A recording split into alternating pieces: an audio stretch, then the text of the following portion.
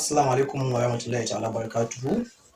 Mune wa kowa da kowa fatan alkhairi mutanen duniya baki daya. A yau muna tare da babban bako wanda karamin acto ne, duk da kada in ce karamin acto ko kuma zan iya kiran shi babban jarumi, acto ne kuma director ne. Wasu sun san shi, wasu ba su san shi, wasu kuma suna jin labarinsa amma ba su taɓa ganin sa ba. To yau Allah cikin ikonsa Allah ya bashi dama ya halicci wannan zaure namu mai albarka. Director Hamis Umar Hamis, mune maka barka da zuwa. To fatan alkhairi muna godiya. To masha Allah. Director mune maka barka da zuwa, director kuma actor. Haka ne? Haka ne. Masha Allah. Director mun gayyace ka wannan zaure namu ne don wasu abubuwa wanda a takaice ba su da yawa. Dalili na farko na gayyatar ka wannan zaure namu shine muna son mu tattauna da kai, mu ji tarihinka, tarihin rayuwarka, a ina kake, ya aka yi ka fara harkar fim, gashi nan dai waye. So da fatan ka gane. Na gane, na fahimta. Ina kuma sauraron ku, ina kuma jiran duk tambayar da za a yi mun zan ba da amsa daidai da tambayar da aka yi mun insha Allah. To masha Allah, muna godiya. Da farko director ɗan ina ne kai? A ina kuma aka haife ka? Ni ɗan Kano City ne, amma an haife ni a Rogo Local Government, ƙaramar hukumar Kano ce. An haife ni a 1999. Na yi primary school a Rogo, na yi secondary school ɗina a Rogo. An haife ni a 1999 a ƙaramar hukumar Rogo da ke jihar Kano. Na yi primary ita a Rogo Special Primary School. Daga nan na tafi secondary school GSS Rogo da ke Gaban Lima. An yi secondary ita, daga nan na yi ƙoƙarin ci gaba na tafi FCE Kano Federal College of Education da ke Kabuga. To a taƙaicen tarihi na kenan, sai yanzu kuma da nake ƙoƙarin ci gaba da karatu, nake ƙoƙarin tafiya digiri. Ina so in tafi Bayero University Kano da ke BUK. Insha Allah. Yawwa. To daga tarihi na kenan wanda na rayu a ɗan takaice. To masha Allah, director muna godiya da jin wannan takaitaccen tarihi naka.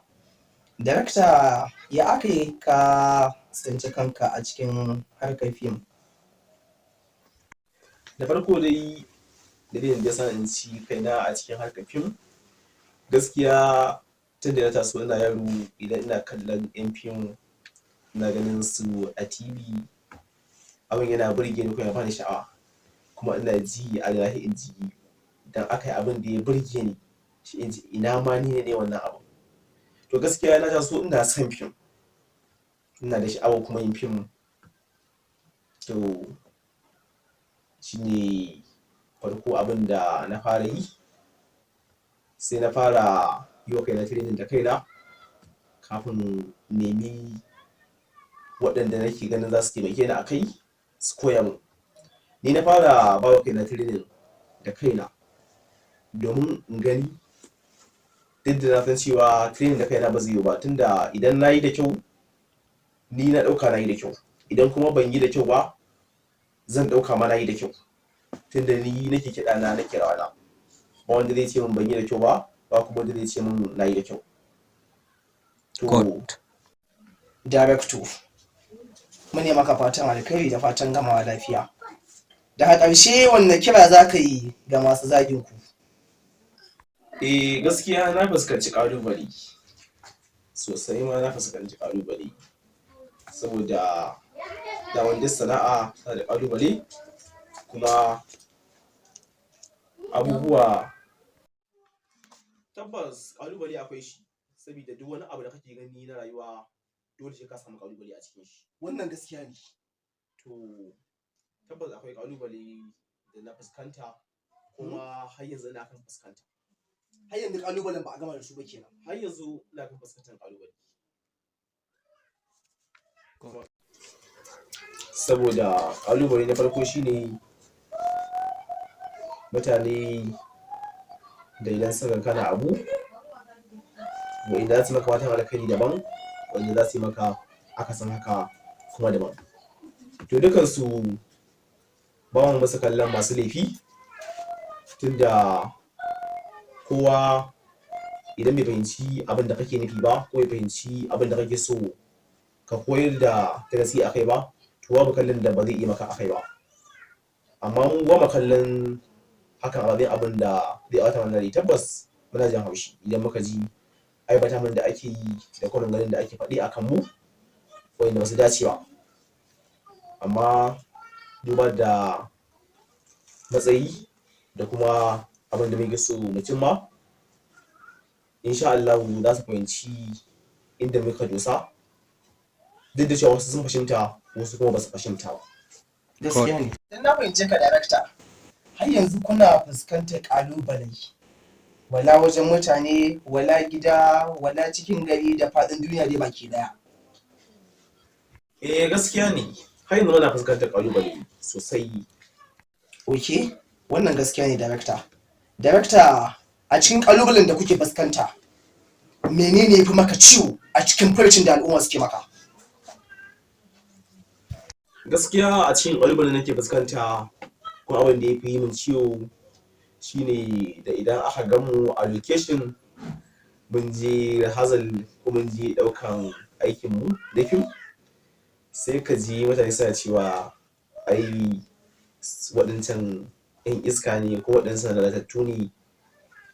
To kuma duk wanda ya zama ni za ka koya wa abu ko kuma yana son abu ko kuma kun haɗa masana'anta ɗaya, to ai babu yadda za a iya fahimce ka ko ya fuskance ka, dole shi ka samu zama da shi wanda wannan zaman da kuka yi kuka samu natsuwa na cewa ga haga shi sai zai fuskanci abin da kake nufi ya kuma gane cewa lallai abin yana da muhimmanci. To wannan gaskiya ne director, amma yanzu mai burinka? Burina shine da zamani abin da nake yi na koyar da ɗabi'un da mutane za su ɗauka a matsayin darasi su hankalta, kuma ina so na zama babban darakta ko producer a wannan harkar, ko da ba ni kaina ba ya zama ni na yi wani.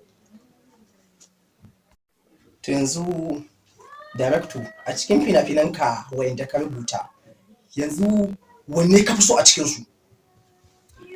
A gaskiya fim da na fi so kuma ya burge ni nake kuma zai shi har yanzu a raina shine Mugun Nufi. Mugun Nufi series. Gaskiya yana masa burge ni kuma har yanzu yana bani sha'awa a cikin zuciyana, ina yawan tunawa da shi. Wannan gaskiya ne director, tabbas haka ne. Mu kanmu Mugun Nufi yana burge mu, yana burge al'umma da dama, musamman yadda title ɗin sunan nashi gaskiya yana burge mutane da dama, kuma musamman role da ake takawa a cikin aikin. Wannan haka yake. To director, tambaya na ƙarshe shine me yasa ka shiga fim, wanne buri kuma kake da shi akan fim?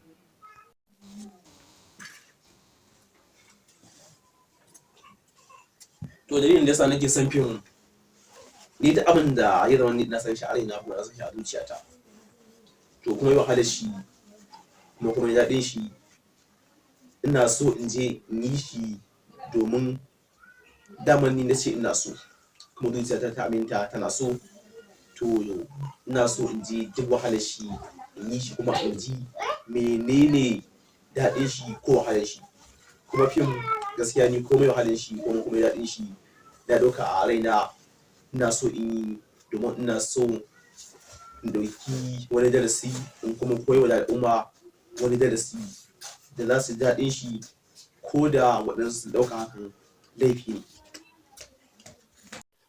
Ok, wannan gaskiya ne director. Kenan kana nufin baka fuskanci wasu ƙalubale ba daga gida? A gaskiya kiran da zan yi ga masu zagin mu, duk wanda ya zage ni ko ya faɗi wata magana mara daɗi a kaina, gaskiya ba zan yafe masa ba. Domin ko dalilina da hujjata a kai bai san manufata ba, bai san kuma dalilin da ya sa na aikata abin ko dai abin ba. Tun da haka ne bai da hujja ko dalilin da zai sa ya je ya zage ni ko ya je ya ɗauki magana na mara daɗi ya yi. Tunda matuƙar bai zo ya same ni ya ji hujjata akan mai kyau ce kuma da kyau akan abin da na aikata ba, kaga bai kamata ya je ya ɗauki magana ta wacce take mara daɗi ko kuma aibata ni akan abin da na aikata ba. Gaskiya duk wanda ya min haka ba zan yafe masa ba, kuma ba na tunanin zan kalle shi da mutunci a idon duniya. To jama'a masu kallon mu, a nan muka kawo ƙarshen tattaunawar mu da babban director kuma actor Hamis Umar Hamis. Director mu ne maka fatan alkhairi da fatan koma gida lafiya. Assalamu alaikum. Masha Allah.